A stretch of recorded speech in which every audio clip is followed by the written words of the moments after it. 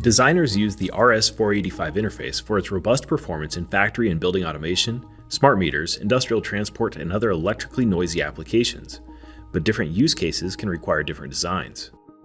Texas Instruments' THVD1424 RS-485 transceiver, available from Mouser Electronics, offers multiple software-programmable functions that allow designers to reuse a single design in many different applications.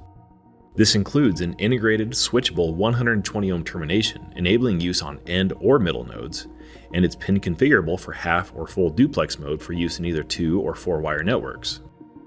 The THV1424 RS-485 transceiver supports 20 megabit per second data rates, but can be slew rate limited to 500 kilobits per second, supporting slower networks that allow for longer stubs.